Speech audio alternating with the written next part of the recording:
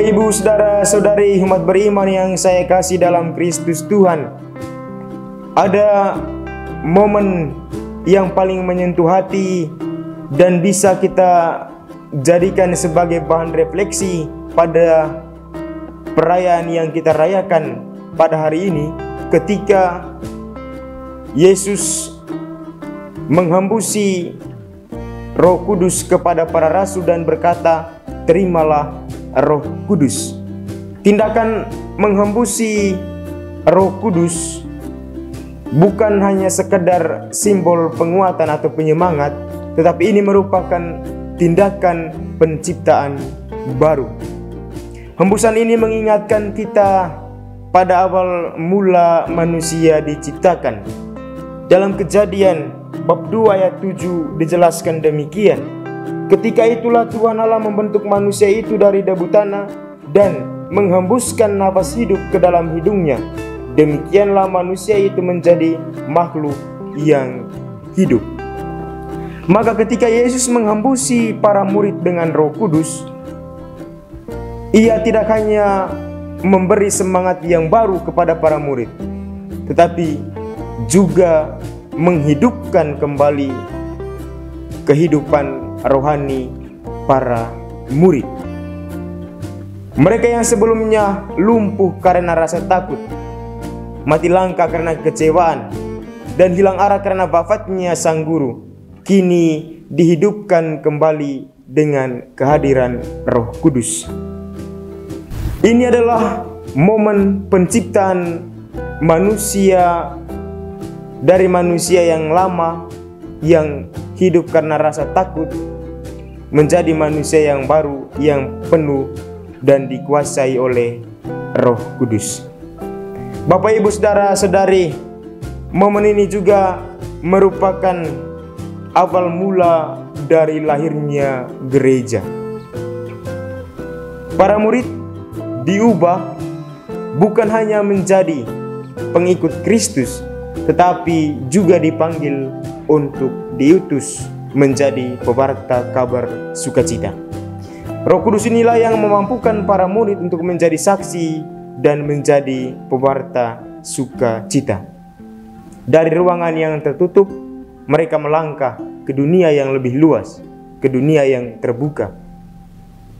Dari bahasa yang terbatas, mereka mampu berbicara dalam berbagai bahasa, seperti yang ditegaskan dalam Kisah Para Rasul bab 2 ayat 1 sampai 11.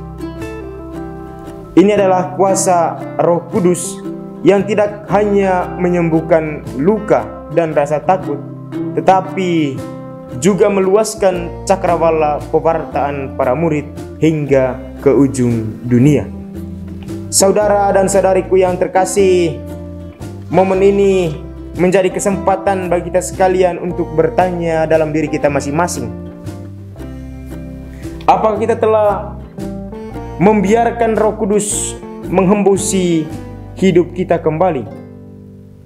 Dalam banyak hal, kita juga seperti para murid, terkunci dalam ruang tertutup, kebingungan, dan juga hidup dalam penuh keraguan.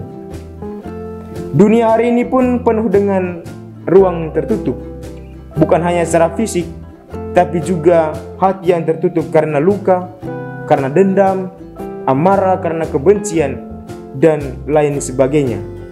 Namun Roh Kudus tetap berhembus, terus meneruskan ditawarkan kepada kita untuk membuka hati, membangkitkan harapan, dan menyalakan api keberanian dalam diri kita.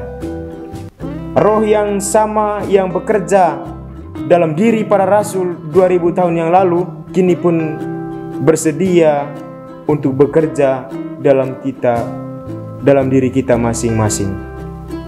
Saudara-saudari yang terkasih, sebagai umat Kristiani, kita terpanggil untuk menjadi perpanjangan hembusan roh itu bagi sesama.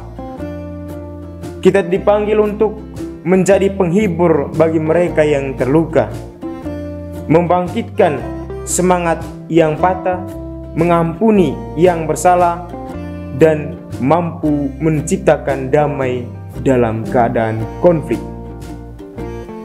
Ketika hidup kita dijiwai oleh Roh Kudus, kita pun ikut ambil bagian dalam karya penciptaan untuk membangun dunia yang lebih adil, lebih bersaudara, dan dijiwai dengan cinta kasih. Saudara-saudari yang terkasih, pada hari raya Pentakosta peristiwa Roh Kudus turun atas para rasul, marilah kita membuka hati lebar-lebar. Izinkan Roh Kudus mengembusi hidup kita, mengisi relung jiwa kita yang kosong, dan menyalakan kembali nyala api iman dan misi dalam diri kita masing-masing. Seperti para murid, kita pun dihidupkan kembali untuk diutus, untuk mewartakan, dan pada akhirnya untuk mengasihi sesama kita masing-masing. Tuhan memberkati kita sekalian.